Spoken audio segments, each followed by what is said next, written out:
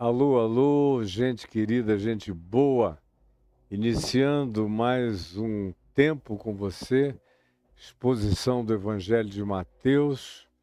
Hoje nós estamos no capítulo 7 e eu quero ler os versos 13 e 14.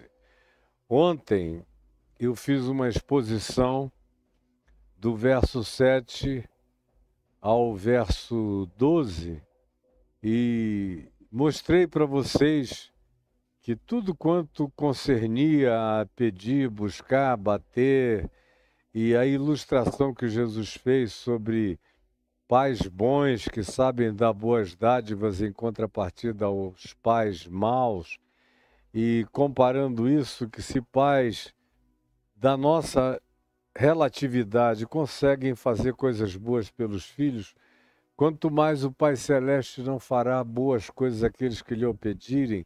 E aí eu concluí dizendo a vocês que o verso 12 diz: tudo quanto pois.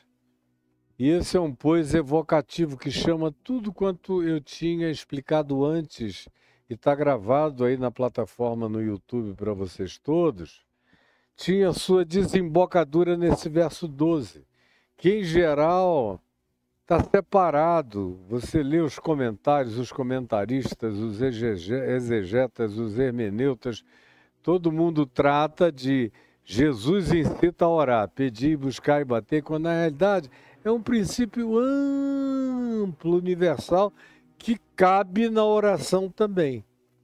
Mas o verso 12 é a explicação, é o significado quando diz tudo quanto pois. Tudo quanto, pois, quereis, que é o que a gente, em razão do que a gente pede, a gente busca, a gente bate. Esse é o que nós queremos, que os homens nos façam, porque a gente ora a Deus frequentemente intercedendo por relações nossas no mundo. Muito raramente você vê alguém pedindo alguma coisa a Deus acerca dos céus. As pessoas normalmente pedem coisas a Deus relativas à terra. É o pão nosso, são as amizades, são os filhos, é a esposa, são os adversários, são os inimigos, é a providência, é a manutenção. Todas essas coisas do cotidiano. E que dependem fundamentalmente da resposta humana às nossas orações, ou das respostas humanas aos nossos pedidos humanos feitos aos demais humanos. Tudo quanto, pois, quereis que os homens vos façam, e eu quero coisas, eu peço coisas, eu busco coisas, eu pretendo coisas, Jesus dá a chave para abrir todos esses portais relacionais com Deus e com os homens, dizendo tudo quanto, pois, por causa do que quereis buscais, procurais e desejais, tudo que quereis que os homens vos façam, tudo que quereis receber e que tem os homens como mediadores até das orações de vocês, assim fazei-o vós também a eles. Seja você uma resposta à oração que você quer receber. O que Jesus está dizendo é: seja você antecipadamente uma oração encarnada e seja você a resposta à oração que você faz. Você deseja e pede, busca, seja provedor do que você deseja, busca e almeja, no âmbito do que você pode, consegue, alcança e atinge. Não necessariamente precisam ser as mesmas coisas, mas precisa ser a mesma atitude. Eu quero receber positividade, generosidade, graça, porta aberta como atitude, em resposta à minha oração, eu devo ser essa oração respondida antecipadamente em favor daqueles que eu espero receber qualquer coisa, como mediadores da minha oração a Deus ou como objeto direto do meu pedido intenso, claro e totalmente sem nenhum tipo de engano ou dissimulação. Como ontem abundantemente eu expus e expliquei a quem quer que melhor queira saber, e está gravado aí no dia de ontem no meu YouTube. E Jesus disse, a chave disso tudo é o que vocês querem que os homens façam a vocês, o que vocês pedem, buscam e tentam alcançar, seja isso que vocês, no alcance de vocês, nas limitações de vocês, nas possibilidades de vocês, nos âmbitos da vida de vocês, realizam em favor dos outros. E quem faz isso não tem que se preocupar com mais nada nessa vida, porque aí reside o cumprimento, a suma, a sinapse espiritual de tudo quanto seja concernente ao ensino de Deus para a vida humana. Está nisso. O que eu quero receber, eu faço para os outros, generosa e graciosamente.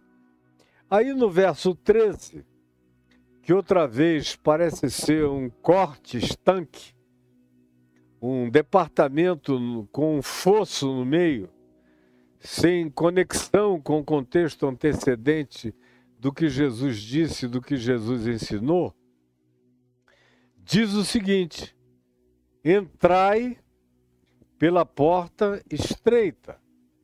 Aí tem um parêntese explicativo que diz, porque larga é a porta e espaçoso é o caminho que conduz para a perdição, para o desperdício. Perdição é desperdício. É larga a porta, é espaçoso o caminho que conduz ao desperdício. Porque perdição é desperdício. É você ver aquela riqueza humana extraordinária que Deus concede a cada pessoa. Não tem ninguém sem tesouro. Não há ninguém sem alguma riqueza. Mesmo aqueles que carregam disfuncionalidades mensuráveis do ponto de vista objetivo das nossas cognitividades chamadas normais, mesmo esses que não caem dentro desse espectro de normalidade convencional, explicado, estabelecido ou glorificado por nós ou afirmado por nós, todavia carregam seus tesouros. Eu conheço pessoas que trazem no próprio corpo e em algumas deficiências cerebrais ou mentais, dificuldades, diminuições extraordinárias, mas ainda assim, conviva com os pais deles ou com eles próprios, você vai descobrir os tesouros imensuráveis que algumas dessas pessoas têm. Algumas delas são as mais felizes do mundo, como eu conheço pessoas que eu vi adquirirem uma condição anômala do ponto de vista de paralisia cerebral ou dificuldades cognitivas desde o nascimento, ou por algum problema de saúde com 1 mês, 2 de vida, uma meningite gravíssima, ou alguma coisa da área ou do gênero, e que ficaram limitadas para sempre, definitivamente limitadas. Mas os pais dizem, eu não queria trocar esse filho por nada, não tem ninguém mais feliz. Não existe maior alegria na minha casa do que a que provém desse menino que um dia foi uma criança, hoje é um homem de 40 anos, com uma atitude, um olhar iluminante, felicita a família toda. Outros têm outras condições, limitações numa área, mas um desenvolvimento percepcional, cognitivo, ou de intuição extraordinariamente elevada, ou de capacidades que só podem ser designadas como divinas, de tão fantásticas que são e que estão presentes, eles não têm outras capacidades de funcionalidades nem outras competências, mas riquezas? Riqueza não há absolutamente ninguém que não a carregue. É o que Jesus conta na parábola dos talentos. Tem uns que têm mais, tem outros que têm menos, tem outros que têm bem menos. Mas todo mundo tem alguma coisa. Embora nem todos tenham as mesmas coisas.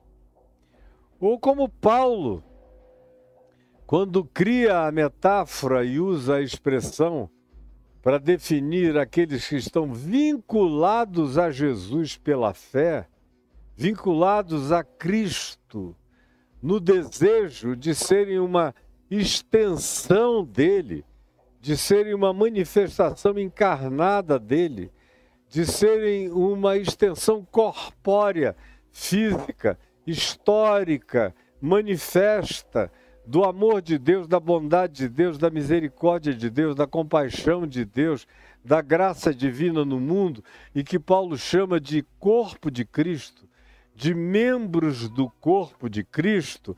Ao usar essa figura, essa metáfora, obviamente, ele está nos colocando num lugar onde nem todos e ninguém é igual ao outro. Assim como no meu corpo e no seu corpo, nada é igual ao outro. Nem as mãos que se repetem, os pés que se repetem, nem os membros que eu tenho em duplicidade são iguais. Nem esse lado do meu rosto é igual a esse outro lado. São profundamente diferentes quando você observa. Como as mãos, como os braços, como as pernas, como os pés, como os rins, que são duplos, são diferentes. Até as duplicações são distintas. Quanto mais aquelas coisas que carregam singularidade únicas, como órgãos no meu corpo. São únicos, são singulares. E Paulo usa essa expressão para dizer: ninguém é uma repetição do outro, ninguém é um clone do outro, conquanto ninguém seja clone ou repetição, ou um simulacro de quem quer que seja. Cada um carrega a sua própria peculiaridade, sua singularidade total, absoluta, única e irrepartível. Carrega uma exclusividade dentro da sua própria relatividade, é uma relatividade de exclusividade absolutamente inigualável e incomparável. Eu sou incomparável, você é incomparável, todos nós somos incomparáveis. Mas por que eu estou dizendo isso? Porque cada um de nós tem dons diferentes, cada um de nós tem oportunidades diferentes, cada um de nós tem âmbitos e alcances diferentes na vida, mas a cada um de nós nos é dada a mesma vocação, o mesmo chamado, para fazermos as boas e melhores escolhas desta vida. Melhores escolhas. O problema é que as melhores escolhas são aquelas que na nossa animalidade, na nossa condição mamífera, em alguns indivíduos, trata-se de uma condição mamífera altamente predatória. Altamente predatória, e você sabe disso, em você mesmo, em você mesmo, em você mesma. Cada um de nós sabe. Mesmo os melhores de nós ainda carregam determinados potenciais predatórios que podem estar muito bem escondidos e dissimulados, mas o poder da predatoriedade está em nós. Caso a gente não vigie, Caso a gente não faça as melhores escolhas, o que é mais fácil é seguir com o curso da predatoriedade humana. Ele é predador, eu também sou. A maioria é predatória, eu também o serei. Nós compartilhamos em comum, a maioria não diz a bondade, o amor, a graça, a compaixão, a possibilidade de crescer em generosidade. Não, essas coisas a gente deixa quase como anomalias para uns pseudo-santificados ou para uns indivíduos que estão buscando serem melhores do que os outros seres humanos. Mas, na realidade, o que caracteriza um ser humano é justamente aquilo que a gente despreza. É justamente aquilo que você despreza, é a única coisa que caracteriza genuinamente a qualidade e a condição humana. As demais coisas que a maioria de nós abraça para depois dizer, não, eu fiz essa maldade, porque afinal de contas eu também sou humano. Eu me vinguei porque eu sou humano. Eu odeio porque eu sou humano. Eu sinto vontade de matar porque eu sou humano. Na realidade é o oposto. Você só sente isso tudo é porque você não é exatamente ainda humano. É porque você se desfigurou, se desconfigurou. É porque você se deixou desconstruir. É porque você deixou prevalecer a dimensão absolutamente predatória que já devia ter sido vencida pela razão, pela lógica, pelos poderes mais elevados da sabedoria, pelo amor posto em prática que se dilata em nós e muda a nossa natureza e altera os nossos processos mentais e muda as nossas sinapses de relação interpretativa, humana e social e relacional, portanto. Isso é ser humano. Ser humano não é parecer com Herodes o Grande, nem com Júlio César, nem com Marco Antônio, nem com Calígula, nem com Cláudio, nem com Tibério, nem com Nero, nem com Gengis Khan, nem com Hitler, nem com Saddam Hussein, nem com Bin Laden. Isso aí é a desfiguração do humano.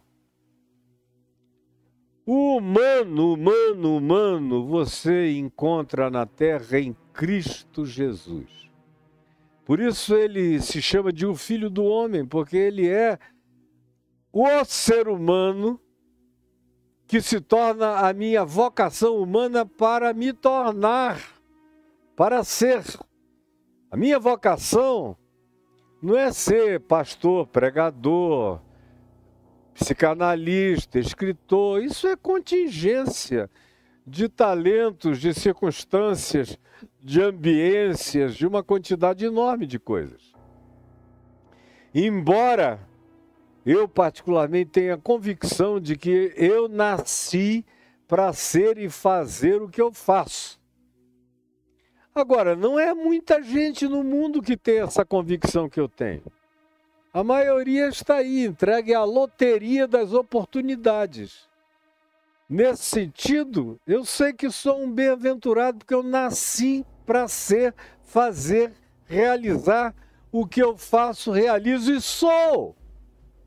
E não troco tendo oportunidades diárias de fazer o que quer que eu queira fazer e opte fazer.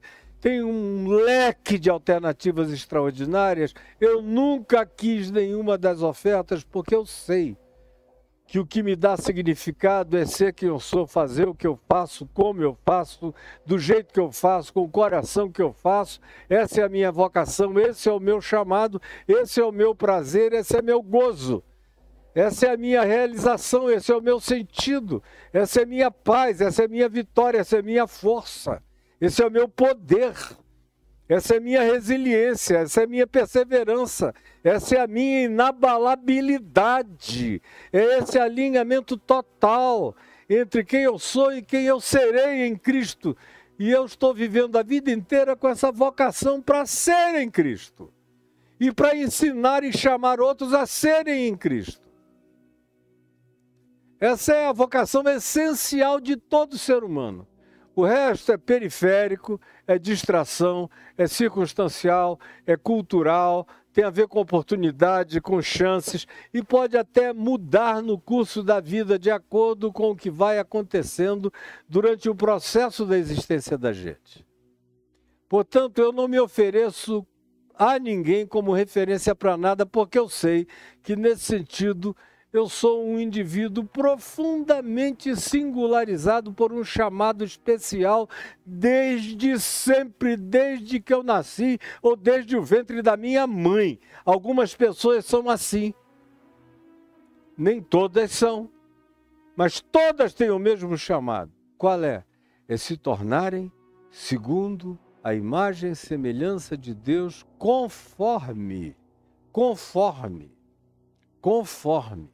manifesta, definida, delineada em Cristo Jesus, que diz o escritor de Hebreus, é a expressão exata do ser de Deus.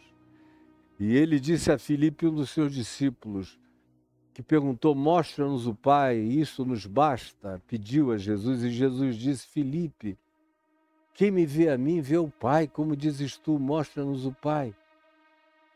E eu sou chamado a seguir nessa direção e me tornar semelhante a Ele. Porque quanto mais parecido com Jesus, mais parecido com o Pai. E quanto mais eu me assemelho ao Pai, mais eu me assemelho a Cristo Jesus. De modo que em Cristo Jesus eu aprendo, estou repetindo a mesma coisa há décadas milenares, que em Cristo Jesus eu sei exatamente quem Deus é para mim, humano, e como eu, humano, devo me tornar para Deus. Em Cristo Jesus eu sei como Deus é para mim, humano, e como eu, humano, devo me tornar para Cristo Jesus. Bom, é isso que Jesus está propondo no verso 2. Tudo quanto, pois, quereis que os homens vos façam, fazem isso também vós a eles. O problema é que pouca gente escolhe isso. Como eu venho expondo Mateus, desde o capítulo 1 até aqui, desde janeiro de 23 até o dia de hoje, está tudo aí para quem quer aprender de verdade, está tudo aí dado de graça, posto no seu rosto para você, para sua absorção. Agora, você já foi? Você se dispôs? Você se interessou?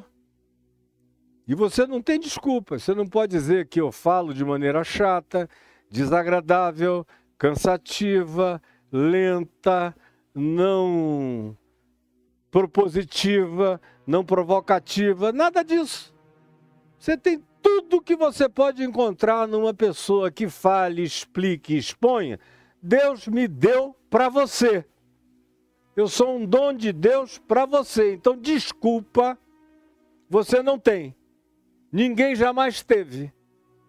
Eu nunca encontrei ninguém que me ouviu na vida, nesses 50 anos, meio século pregando, que tenha dito, esse cara é chato. Ele pode até dizer, não, eu não quero ouvir o que ele diz, porque vai me comprometer. Ou eu não me sinto preparado, não é a hora, não é agora, não quero ainda. Quem sabe um dia, agora, chato? Nunca. Jamais. Desinteressante? Jamais. Portanto, se você não quer, é só porque você não quer. E assuma as consequências.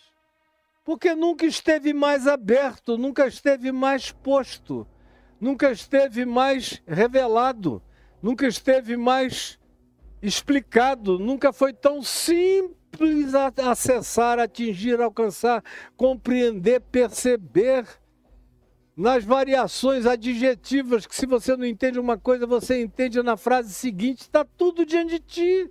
De modo que você, particularmente você, não tem desculpa. É o que Jesus está dizendo. Você quer? Todo mundo quer coisas. Agora, o preço é lindo. Porque os mandamentos de Cristo Jesus não são penosos. Não são as leis de Moisés. Não são os códigos de Hammurabi.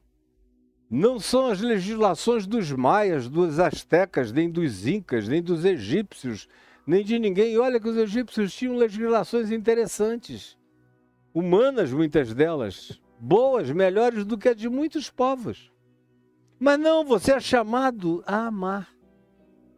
O problema é que não tem nada mais complicado para nós humanos do que amar. A gente diz que quer amor, que quer amar, mas é mentira. Você quer pepeca, você quer pinto, você quer peito, você quer carne, você quer corpo gostoso, você quer lábios carnudos, você quer um peitoral musculoso, uma barriga tanquinho, você quer alguém para expor, você quer um troféu para exibir. Agora, amar, você não quer. Vamos ser honestas, vamos ser honestos. Amar, você não quer. A maioria não quer. Não quer.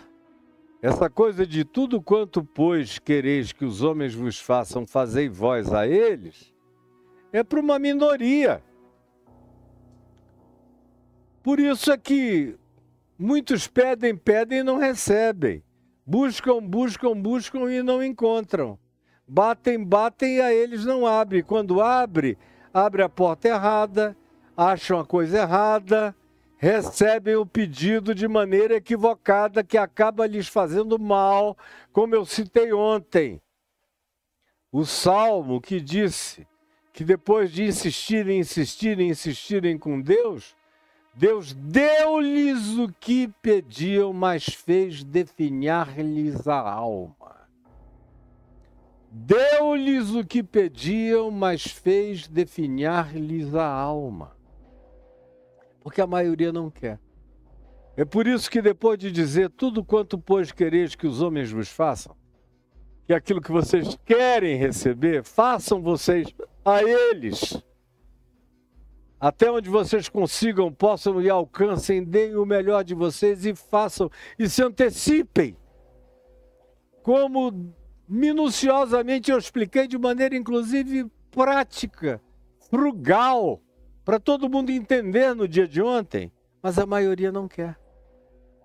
O pessoal quer que caia do céu, querem as benesses, querem as facilitações, querem heranças, querem loterias, querem um pai rico, querem nascer forrados, acham que o mundo lhes deve alguma coisa. E se não tem o que acham equivocada e idioticamente que o mundo deveria lhes dar graciosamente, ficam com raiva, amargurados, zangados, tomados de autovitimização e se enterram vivos, se anulam vivos, se tornam coxos vivos, paralíticos vivos, tetraplégicos. Tem gente aí com todos os movimentos em dia, inteligência fabulosa, mas do ponto de vista da praticidade e da funcionalidade na existência e no trato com o próximo, são tetraplégicos com paralisia cerebral, sem capacidade de comunicação positiva com ninguém. Isso, metaforicamente falando, é claro. Aí vem Jesus, depois de fazer esse introito, fica bem óbvia a conexão entre tudo quanto, pois, quereis que os homens vos façam, fazei vós, pois, primeiro a eles. Aí ele diz, entrai pela porta estreita, porque essa é uma porta estreita. Essa porta dos bem-aventurados, lá de Mateus 5, aqui, que você me viu explicando durante 2 meses sem parar praticamente.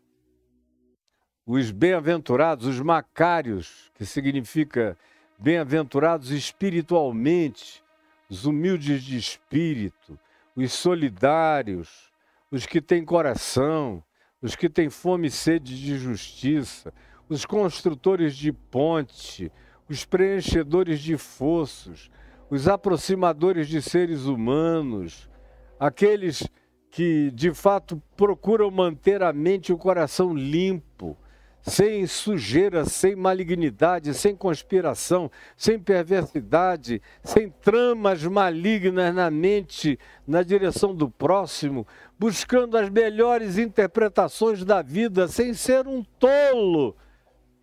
Porque foi Jesus quem disse: não deis o que é santo aos cães e nem as vossas pérolas aos porcos, dizendo com isso, sejam sábios, mas não sejam tolos. Mas a maioria não quer isso. Todo mundo gostaria de ter um QI muito elevado para ser remunerado com base no QI, mas nem o QI remunera ninguém à altura do que seja a ambição do indivíduo, a menos que você ofereça uma contrapartida de trabalho solidário, criativo, propositivo, intenso, e que você não cumpra apenas o seu job description, mas você vá para além do que está escrito e surpreenda a todos com as suas grandes possibilidades de trazer e de melhorar e de fazer upgrades nas coisas. Do contrário, você vai ter um teto baixo a vida inteira. Quem quer superar a mediocridade humana? A porta larga é a porta da mediocridade. O caminho largo é esse caminho aonde cabe a mediocridade toda planetária.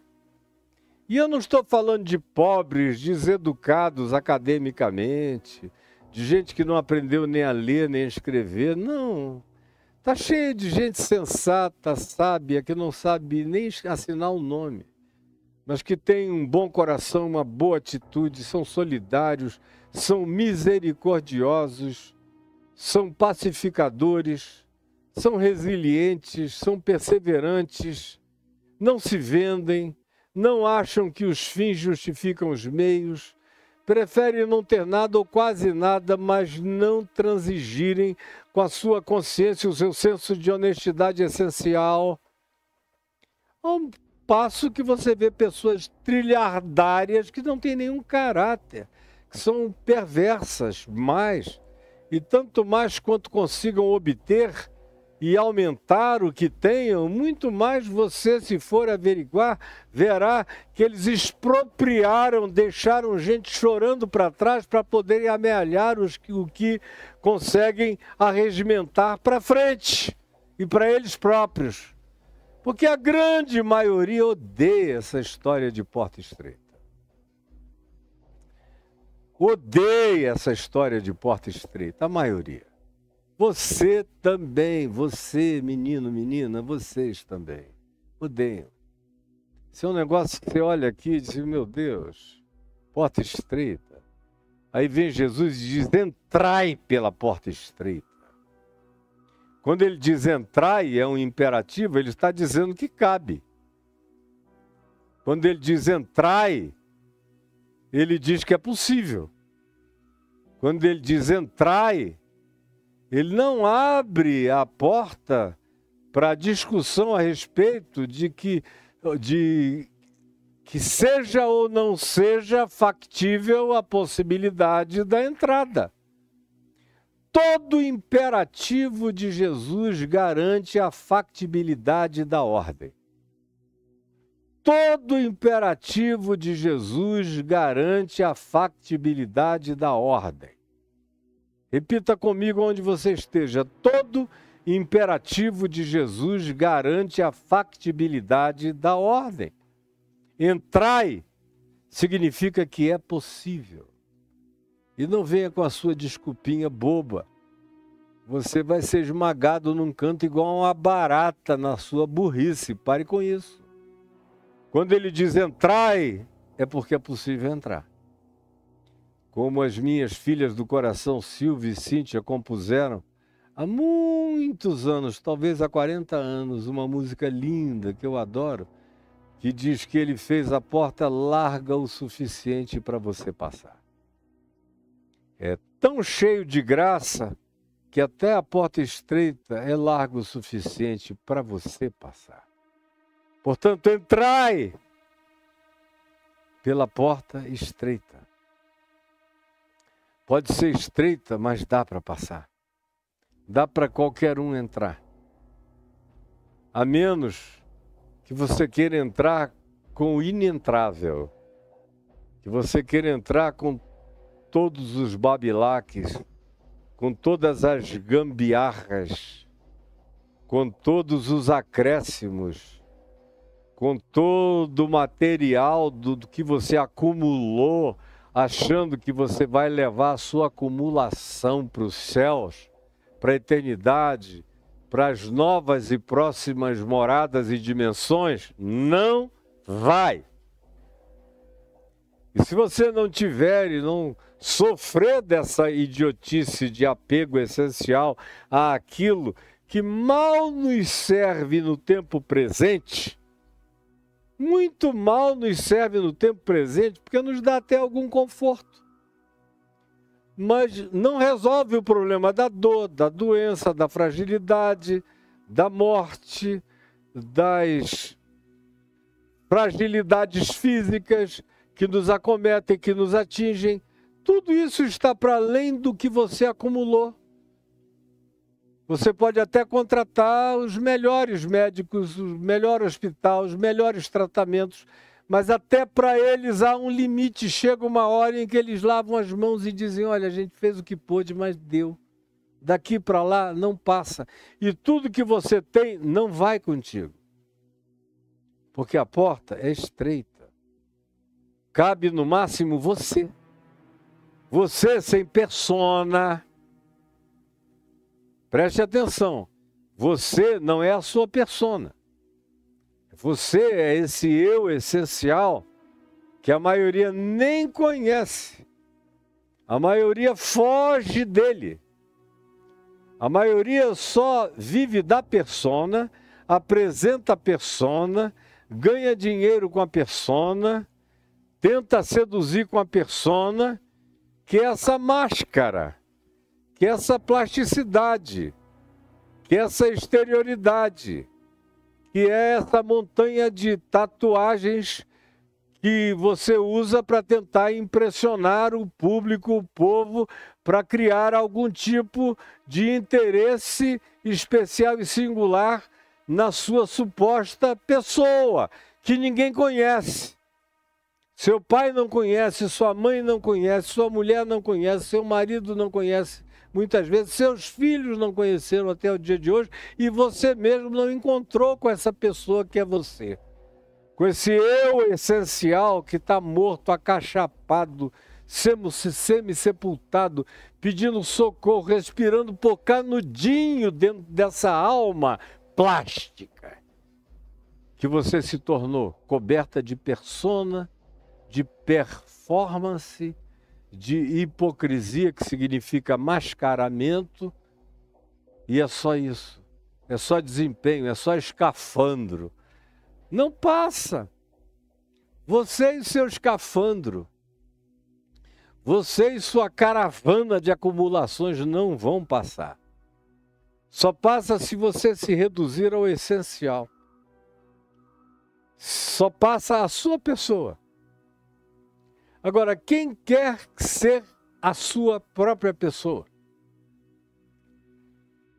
sem todos os artifícios das impressões, das falsificações, das autoimagens baixas que acabam se revestindo de camadas e camadas e camadas de disfarces, de camaleonismos, de mimetismos ocultantes do seu ser essencial.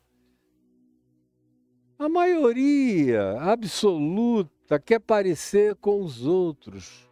Qual é o trend? Qual é a moda? Qual é a tendência? É assim que eu quero ir, nesse fluxo.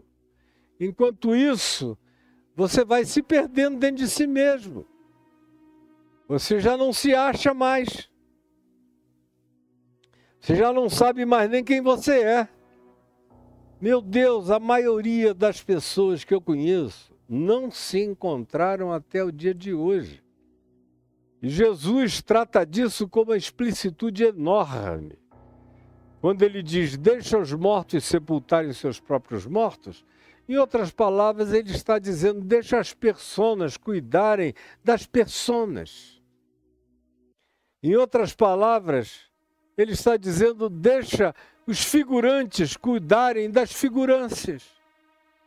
Deixa os intérpretes do teatro da existência cuidarem dos funerais do teatro da existência, porque não tem ninguém vivo, quase ninguém vivo.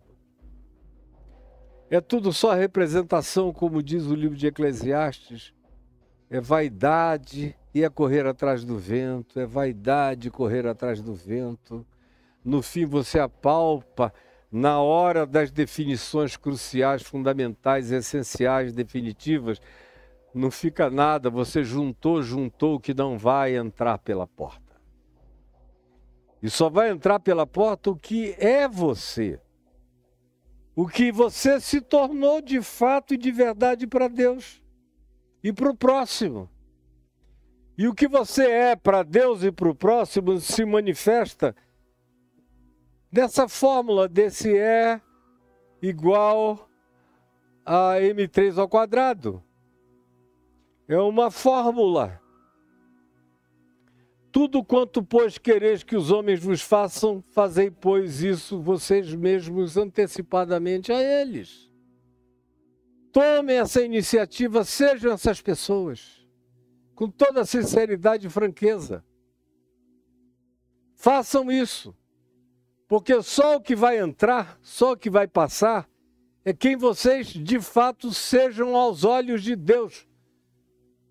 Diante do flagrante que todos nós somos para Deus. É só o que passa pela porta da vida. Portanto, entrai pela porta. Mas para entrar pela porta, você vai ter que deixar todo esse mundo, esse aparato enorme, carnavalesco da sua existência, esses adornos enormes, essas alegorias monumentais, imensas. E eu não estou falando do carnaval, eu estou tomando isso como alegoria, como metáfora, como parábola, como ilustração espiritual para aquilo que passa ou não passa, que tem a ver com o que é e com a multidão do que não é, e a gente chama de eu, sem que isso nos represente de fato.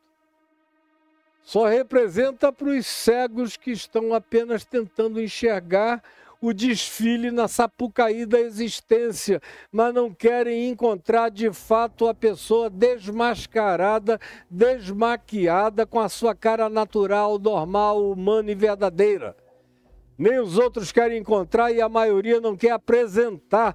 Tem gente que tem vergonha do ser que é e se esconde do mundo, se mascarando o tempo todo.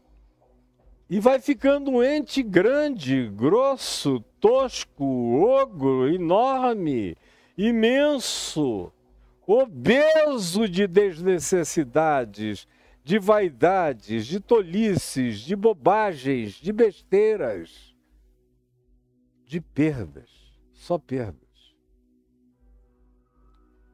E aí não entra pela porta. Não vai entrar, mano. Mana, não vai, você está me entendendo? Infelizmente, eu digo com tristeza, mas não vai dar para você entrar. Não vai dar. Aí, antes de prosseguir aqui mesmo em Mateus, eu quero ler o texto sinótico, o texto idêntico, que aparece aqui no Evangelho de Lucas, no capítulo 13.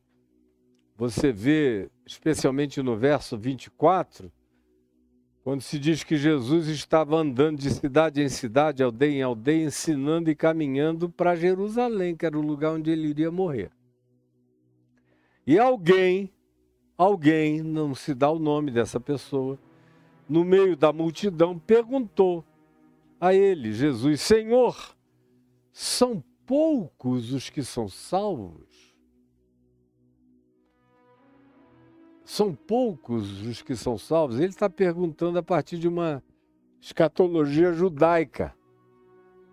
Esse cara não era batista, presbiteriano, católico, anglicano, copto, ortodoxo russo, grego, nada disso. Nada disso. A gente lê a Bíblia com as categorias contemporâneas, pensando que o cara está falando de salvação com as mesmas normatizações doutrinárias que foram inventadas, sobretudo, de Constantino para cá, do quarto século para cá, inventadas pelo cristianismo e não pelo evangelho de Jesus, não por Jesus. Então, já saiba que quando você ouve a palavra salvação, ela já está corrompida na sua cabeça pelo cristianismo. Mas para ele, quando ele pergunta, são poucos os que são salvos, o que ele está pensando?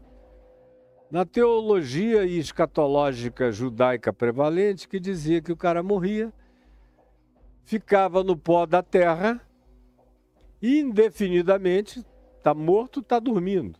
Não tem tempo passando para ele. Até um dia, milênios e milênios e milênios e milênios e milênios e milênios depois, quando houvesse uma ressurreição dos mortos, em que os bons, os justos, os seres humanos que tinham tentado viver uma vida boa, reta e justa, ressuscitariam para a vida eterna, e os mortos ressuscitariam para o juízo, e eventualmente esse juízo daria a eles a consciência de por que eles não teriam vida. E aí eles experimentariam a morte. A morte que anularia todas as esperanças, não os deixariam gemendo em lugar nenhum para sempre. Porque a eternidade não tem nada a ver com espaço-tempo. Tem a ver com uma determinada qualidade de vida. A vida eterna é a qualidade da vida de Deus em mim. Não é a longevidade de uma vida sem fim. Embora a vida eterna seja uma vida sem fim, ela não é mensurada por espaço-tempo. Então esse cara pergunta a Jesus, escuta, são poucos os que vão se levantar para a ressurreição? De fato, a pergunta dele poderia ser colocada nesses termos. E Jesus respondeu no verso 24, aqui de Lucas, no capítulo 13, quando ele diz, esforçai-vos. Outra vez, ele diz uma palavra que designa a possibilidade de se entrar. Lá ele diz, entrai. É um imperativo que factualiza a possibilidade. Aqui ele diz, esforçai-vos, mostrando que tem que haver um desejo. Tem que haver uma demanda interior. Tem que haver uma decisão interior. E Jesus não tem nada a ver com calvinismo, com monergismo, com fatalismo. Jesus não tem nada a ver com arminianismo. Jesus não tem nada a ver com as doutrinas católicas, gregas, ortodoxas, coptas, protestantes, evangélicas, pentecostais. Não tem nada a ver com coisa alguma disso. Tudo foi inventado depois e vocês seguem uma quantidade enorme de invenções doutrinárias atribuídas a Deus e a Jesus. E Jesus diz, chega para lá, bota isso para longe de mim, porque eu nunca vi isso na minha vida. Nem quero ter nada a ver com isso. Ele diz, esforçai-vos. Você quer? Faça a sua parte. Faça as suas escolhas. Aí vem aqueles acomodadíssimos, especialmente os presbiterianos do fatalismo monergista, da decisão monocrática de Deus, escolhendo uns eleitos assim, no peito e na raça, amando a uns e odiando outros, salvando a uns e perdendo outros, um negócio diabólico, horroroso, feio, nojento, asqueroso, que vai sendo pregado para todo lado. E tem uma quantidade enorme de pessoas que ficaram ateias por causa disso.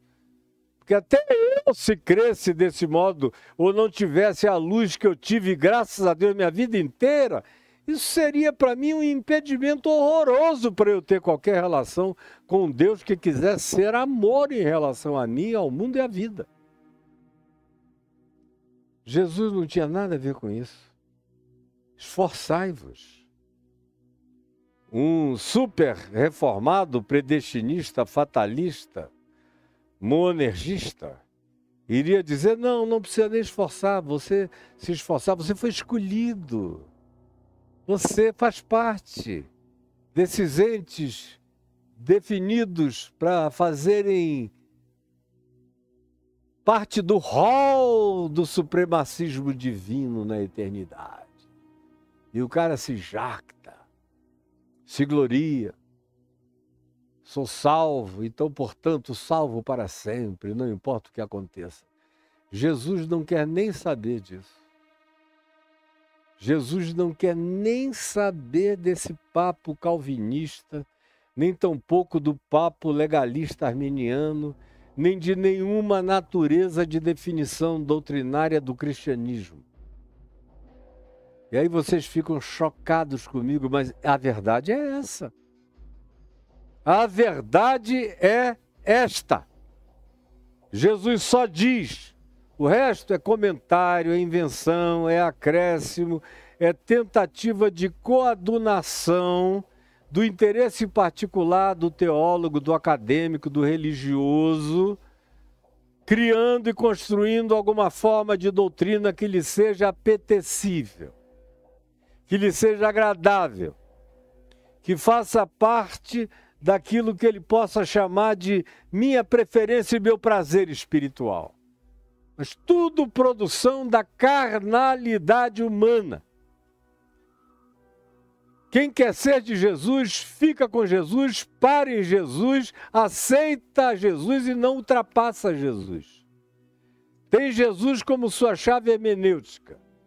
Seu ponto de partida, seu ponto de vista, seu ponto de referência, seu ponto de apoio, seu ponto de chegada, seu ponto de conclusão, seu alfa, seu ômega, seu tudo.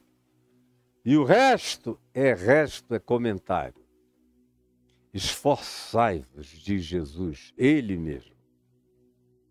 Sem dizer, sem apelar, sem querer fazer qualquer tipo de sistematização explicativa, ele simplesmente diz, para quem o perguntou no meio da rua, entre aldeias e cidades, praças e multidões, alguém pergunta, são poucos os que são salvos? Ele olha para o indivíduo e diz, esforça-te, meu filho. Como era uma multidão vendo e ouvindo, ele diz, esforçai-vos. Esforçai-vos.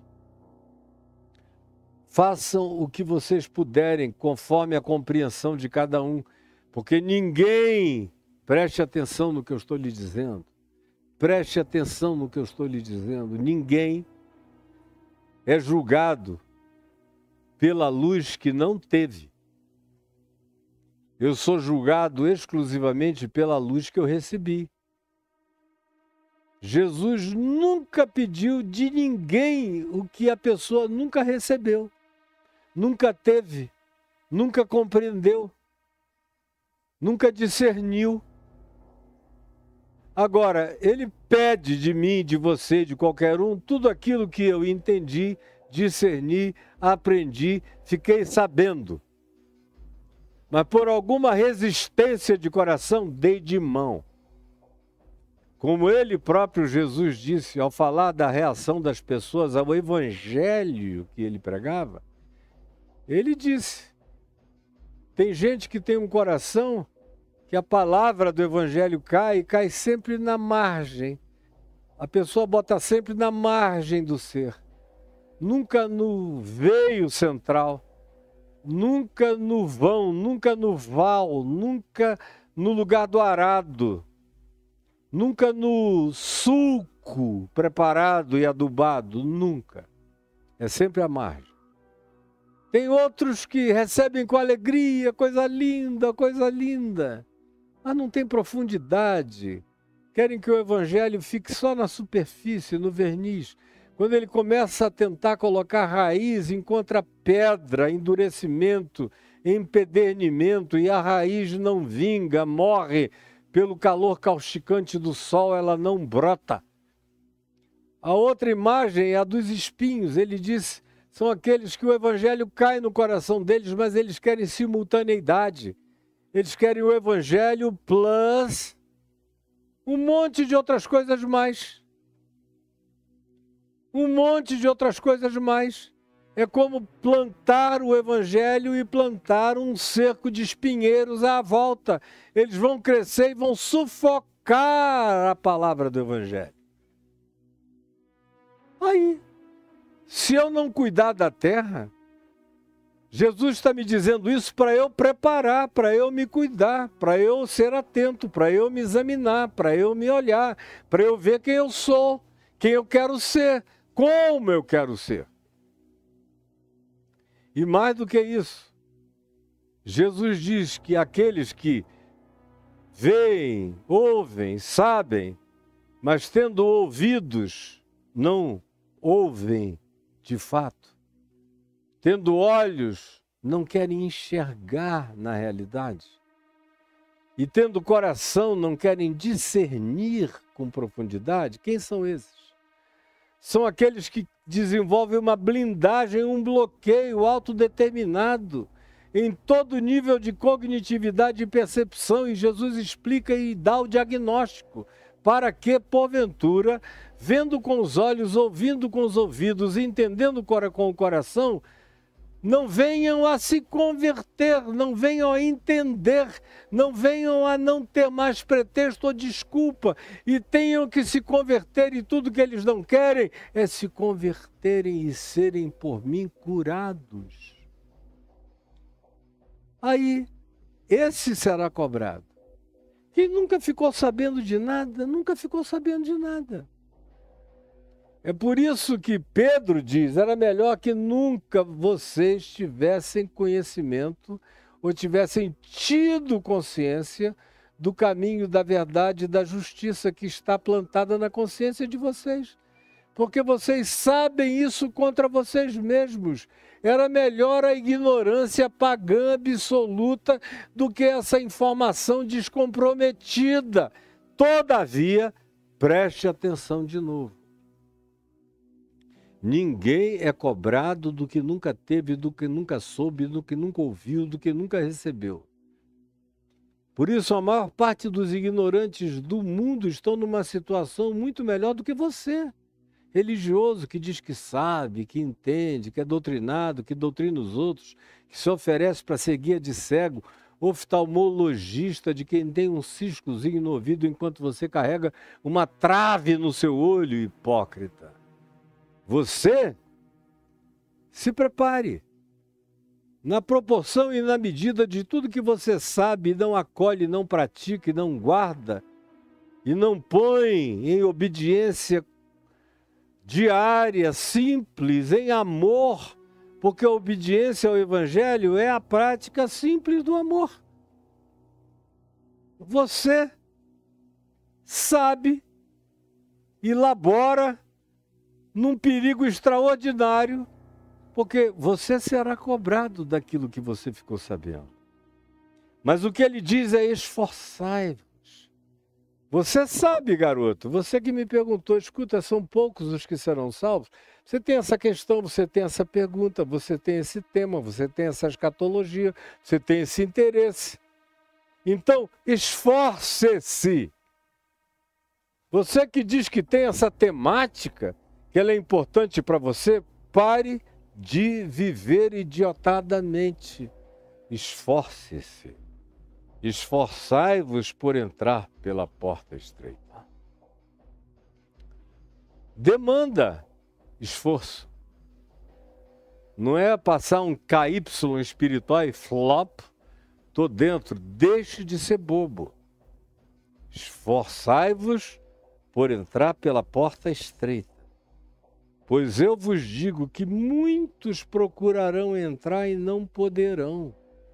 Vai chegar uma hora em que o tempo esgota.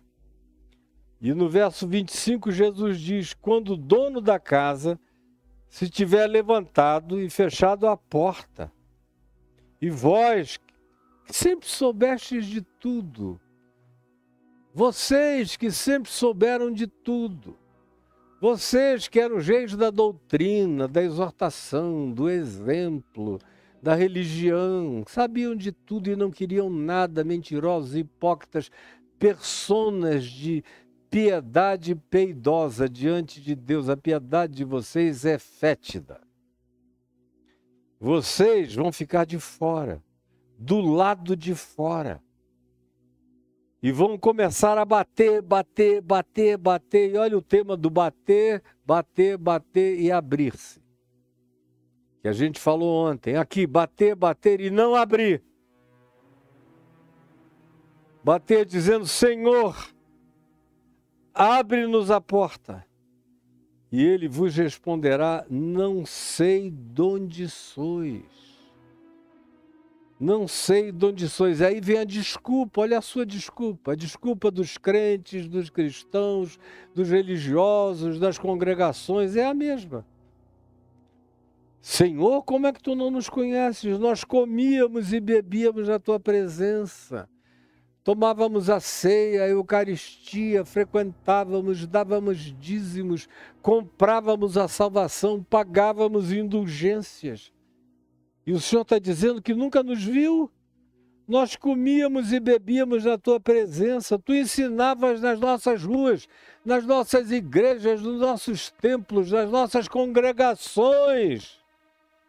Mas o Senhor, o Filho do Homem, aquele que vem, vos dirá: não sei de onde sois, apartai-vos de mim, vós todos, sem exceção, os que praticais dioturnamente a maldade, a iniquidade, a indiferença, a falta de solidariedade, o desamor, a impermeabilidade de coração, vão para longe de mim. Vocês que não quiseram nada com o que fosse humano, com o que fosse misericordioso, amoroso, gracioso, generoso, acolhedor. Vocês que não quiseram nada com o significado do que era a vida, vão para o que vocês escolheram enquanto existiram. Vocês existiram como bonecos de carne, como androides de carne, como máquinas solares, como seres de pulsão. Vocês foram só mortos, sepultando os mortos entre o berço e a sepultura. Apartai-vos de mim, vocês escolheram não viver, escolheram existir sem vida. Então continuem, porque isso é inapelável. Porque vocês de fato escolheram a prática da iniquidade.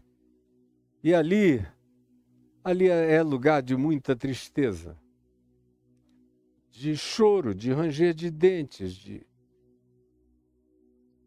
remorso e arrependimento retardado. Aí você diz: e aí, o cara é jogado no inferno? No inferno, graças a Deus, até o inferno tem fim.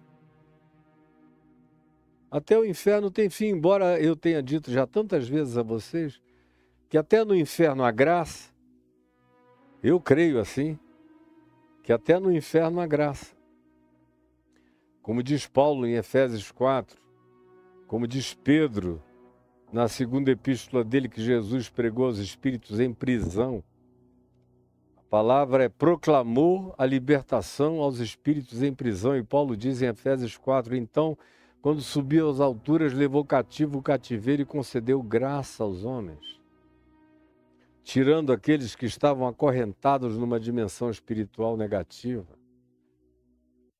E o inferno carrega tanta graça que até nesse intervalo de AQM, de experiência de quase morte, que milhares, milhões têm tido, nesses 6 minutos entre a morte declarada e a morte fatalizada e finalizada, de onde muita gente tem voltado, muita gente passa e vê a vida inteira com emoção, com sentimento e com todas as clarezas, sem os impedimentos dos códigos psicológicos de embarreiramento de compreensão. Ou seja, a cognitividade fica absolutamente limpa para o entendimento. E a grande maioria se arrepende.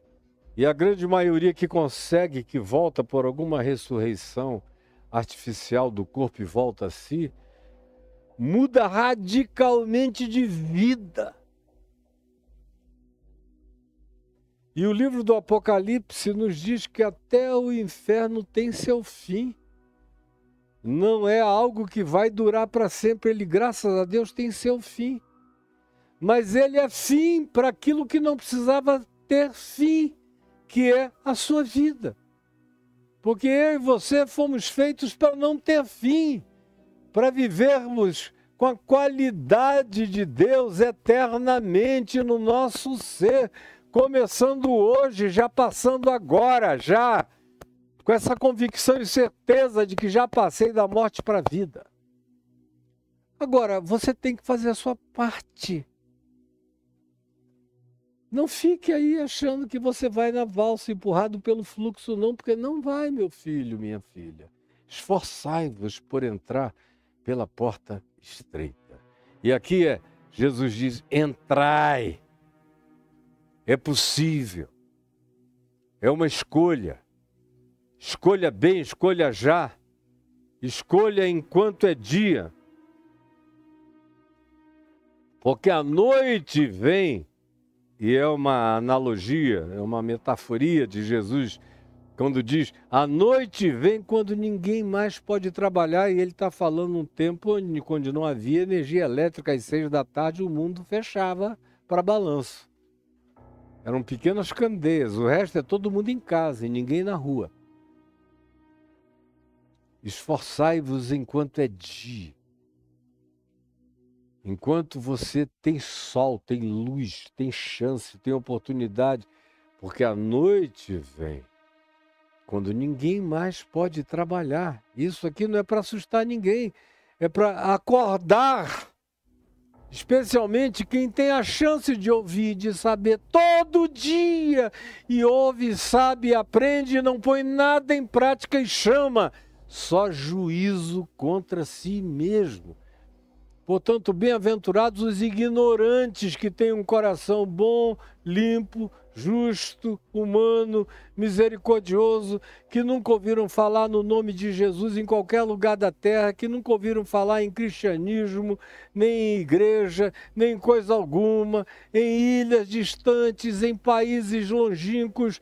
Mais da metade do mundo nunca ouviu falar esse nome e está em situação menos difícil do que a metade que ouve, que fala, que pisoteia, que brinca, que usa esse nome para regimentar dinheiro, para ficarem milionários, bilionários, explorando o nome de Deus, verdadeiros diabos, satanáses na terra, enganando o próximo. E como Jesus disse em Mateus 23, eles não só enganam, como também se fazem enganar. São guias de cegos guiando os cegos. E quando pegam alguém, pioram essa pessoa e a fazem 2 vezes mais filhas do inferno do que elas próprias. Quem disse isso foi Jesus em Mateus, no capítulo 23, que a gente vai ver daqui a 1 ano ou mais, lá adiante, quando chegarmos no capítulo 23. Então, pelo amor de Deus, esforçai-vos, ele diz de um lado, em Lucas 13, e aqui ele diz, entrai. É possível. Entrai. Agora, preste atenção, porque para entrar tem que haver uma desistência do fluxo global, uma desistência da massa. Tem que haver uma desistência do curso deste mundo. Tem que haver uma desistência de andar tangido pelo príncipe da potestade do ar do Espírito que agora atua dos filhos da desobediência. Tem que haver uma desistência do pendor maligno e perverso que é alimentado o tempo todo de maneira predatória. Tem que haver uma conversão da predatoriedade para a humanidade. E não adianta você dizer que não sabe o que é ser humano. Você sabe sim. Você só não quis até aqui. Você só não fez o menor esforço para virar gente. Para amar como pessoa.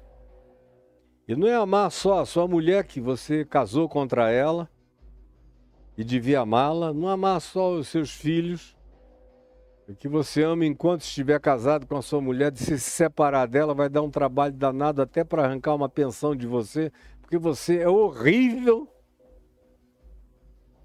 Aí você quer o quê? Que os céus estejam te esperando, dizendo, ai, que coisa linda. Que esse ente feroz, predador, monstruoso, maligno, conspirador perverso, tomara que ele chegue logo nos páramos celestiais da glória de Deus e tome posse da vida eterna. Neném. Como diz o livro de Gênesis, não coma desse fruto, porque no dia em que tu dele comerdes, morrendo morrerás. Morrendo morrerás. Acabou para você. E o que tu tens, para quem será, seu louco? São palavras de Jesus. Entrai pela porta estreita, porque o que é mais fácil é seguir o fluxo. Larga é a porta. Espaçoso caminho, guloso, cabe todo mundo, entra todo mundo. Não importa a maldade, a desumanidade, o desinteresse, a perversidade. E eu não vou repetir de novo. Isso tem, sobretudo, a ver com quem teve a chance do saber e tem a chance do entender, mas a si mesmo decide não fazer o contrafluxo. Porque seguir a Jesus é uma contracultura em relação à maldade planetária. Está todo mundo querendo comer plástico. Você quer material orgânico que se dissolva na terra e vire natureza de novo.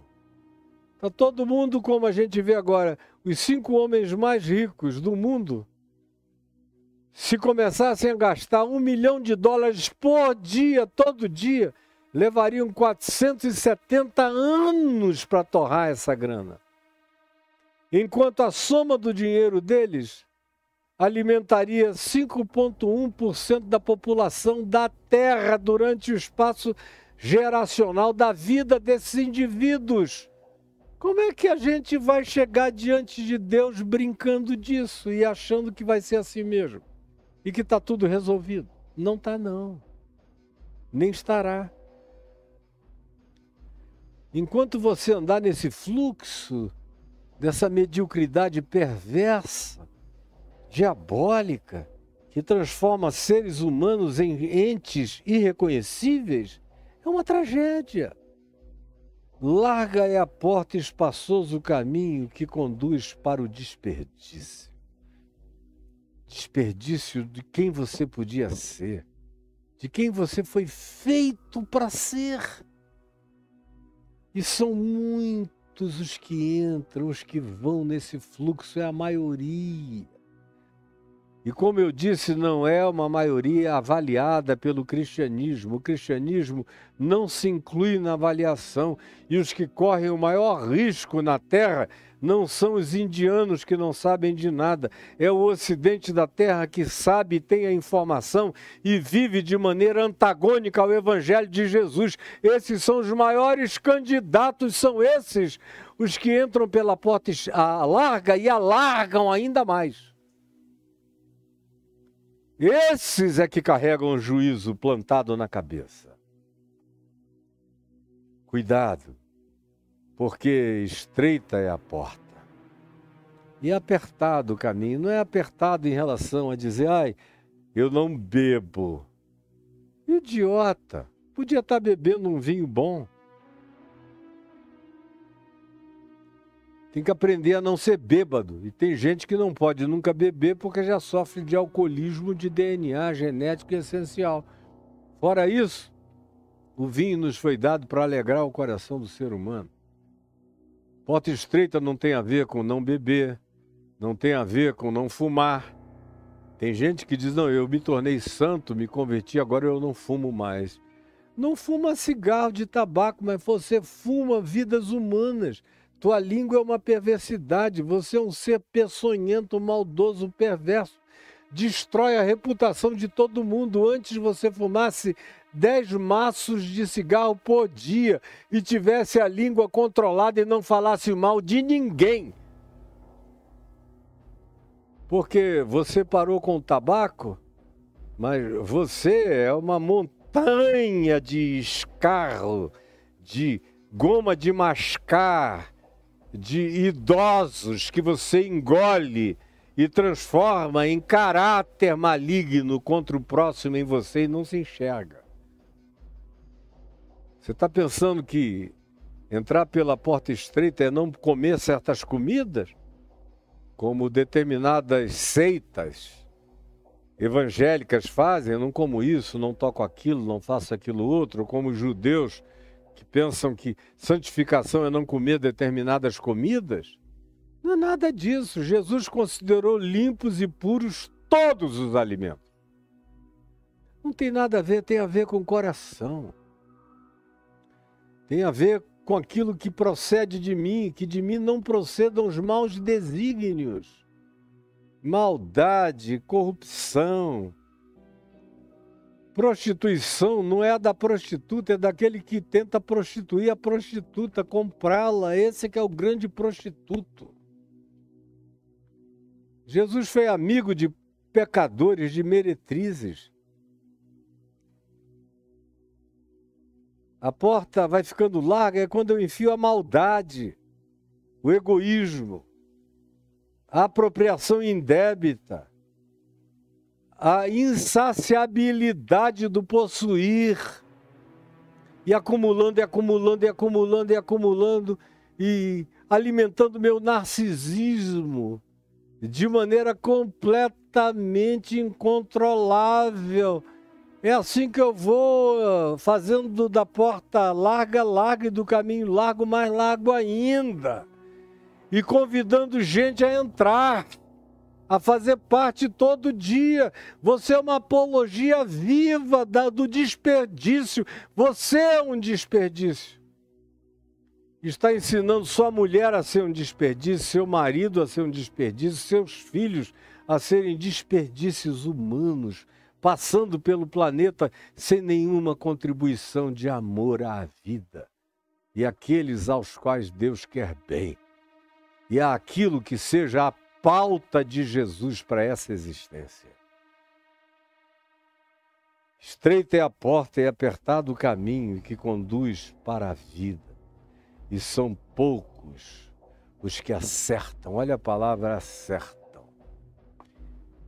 Tem a palavra esforçai-vos, tem a palavra entrai, tem a palavra desperdício e tem a palavra acertar. E eu vejo e sei de gente no mundo inteiro que nunca teve uma única informação sobre Jesus e o Evangelho, mas está acertando a porta. Porque amam, porque perdoam, porque não se ressentem do mal, porque não se alimentam de inveja, porque não são movidos pelo motor do ódio, porque não se exasperam e não competem, não se comparam e não têm inveja de ninguém, o que cada um tem é de cada um, o que eles têm é o que eles trabalham com dignidade e conseguem. Eles amam os que amam até o fim e eles toleram aqueles que não os amam sem provocá-los, sem fazer disso uma guerra, uma briga, um ódio, uma vingança. Esses, mesmo sem saberem de nada, de doutrina nenhuma, de nome nenhum, de informação nenhuma, estão acertando. Estão acertando. A grande surpresa do céu é que a maioria das pessoas que se jactavam de que estariam lá vão estar de fora, batendo na porta. Abre-nos a porta. E a maioria das pessoas que esses que estarão de fora que eles disseram que estavam de fora, que eram os perdidos, são os que acertam e entram, e estarão do lado de dentro. Como Jesus conclui aqui em Lucas 13, falando exatamente do mesmo assunto, ele conclui dizendo o seguinte, no verso 29, muitos virão, preste atenção, muitos virão do Oriente, isso é Jesus falando, há 2000 anos, no primeiro século, onde não havia linhas aéreas, não havia Emirates, não havia linha aérea japonesa, nem chinesa. O Oriente estava tão distante que era incomunicável praticamente. Só algumas poucas caravanas logravam chegar no Oriente e voltar do Oriente com negócios para fazer. Ou grandes conquistadores como Alexandre, que quando chegou na Índia se assustou por ver elefantes pela primeira vez na vida. Pois bem, Jesus diz, muitos virão do Oriente. Nos dias dele, o Oriente era de Marte. Era como se houvesse uma população em Marte que não tivesse comunicação com a gente. Era tão longe o Oriente. E Jesus diz, muitos virão da longura mais absoluta, da desinformação mais profunda do Oriente. Com aquela multidão de deuses, com os Vedas, com escrituras muito mais antigas do que o Velho Testamento, do que o Novo Testamento, do que qualquer outro livro ocidental judaico-cristão. Muitos virão do Oriente, virão do Ocidente. E o Ocidente estava muito para além do Ocidente de Israel, do West Bank. O Ocidente estava muito para além de Roma, da Itália, da Europa. O Ocidente ainda nem era conhecido. Essa América do Sul inteira, com as civilizações antiquíssimas que aqui havia e que já desapareceram, algumas delas desenvolvidíssimas. Na América do Sul, na América chamada Latina, no Caribe, na América do Norte, uma quantidade enorme de civilizações pré-Apache, pré-Navarra, pré-Hopis, pré-civilizações encontradas pelos espanhóis lá. O mundo já teve uma quantidade enorme de processos civilizatórios muito anteriores a esse narrado nas escrituras semíticas que a gente lê. Muitos virão, é Jesus, incluindo gente que a gente não tem nem ideia, virão do Oriente, do Ocidente, do Norte. O norte da Terra estava muito para além do que qualquer pessoa nos dias de Jesus já tivesse alcançado.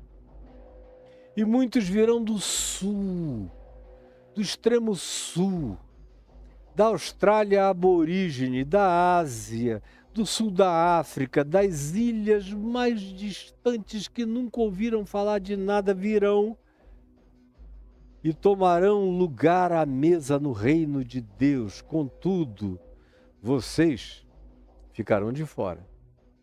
Vocês que acham que são os privilegiados, os bem informados, são aqueles para os quais a porta estreita é a maior ameaça. Porque vocês querem entrar carregando todo o pacotão de vocês. E o pacotão de vocês não vai entrar de jeito nenhum. E o que eu disse está claro bastante para todo mundo entender. Claro bastante. Só não entendeu quem não quis entender. Aí, você que lide consigo mesmo. Esforçai-vos, entrai, não seja um desperdício. Preste atenção, tem gente que nunca ouviu falar e acerta. E tem gente que diz, tu ensinavas nas nossas ruas, a gente sabia de tudo. Mas Jesus vai dizer, vocês não. Vocês fora. Vocês são cínicos. Não foi para vocês que eu vim, porque vocês não quiseram o que eu vim oferecer de graça. E o que eu vim oferecer não foi uma multidão de mandamentos e de pesos. Eu vim tirar pesos. Eu vim dizer: vinde a mim todos vós os que estáis cansados e sobrecarregados, e eu vos aliviarei. Tomai sobre vós o meu jugo e aprendei de mim, porque eu sou manso e sou humilde de coração. Esta é a oferta, mas vocês não quiseram. Então cada um viva com as consequências do que escolheu. Senhor Jesus, eu te peço que essa palavra que para alguns pode soar dura, mas que é absolutamente justa, veraz, sincera, verdadeira, própria, adequada, que não podia ser de outro modo, sendo a existência como a existência é. Eu te peço que tu abras o entendimento de quem queira entender, que tu abras o coração de quem queira perceber, sentir, acolher, agasalhar, e que tu coloques no coração daquele que quer aprender a amar a decisão de amar por escolha. Porque o teu amor em nós não é sentimento, não é emoção, não é romance, é decisão do bem. Da prática do bem na nossa existência, nos nossos atos, nas nossas escolhas, nos nossos pensamentos, nas nossas decisões. E o resto é sinapse que a mente de Cristo vai formando em nós, até que isso tudo vá se tornando suave, leve e natural, porque os teus mandamentos não são penosos. Eu peço que essa tua luz chegue à mente e ao coração de cada um que me vê e que me ouve, aqui, agora, em qualquer hora, em qualquer tempo, em qualquer lugar. Em nome de Jesus, eu te imploro. Amém e amém.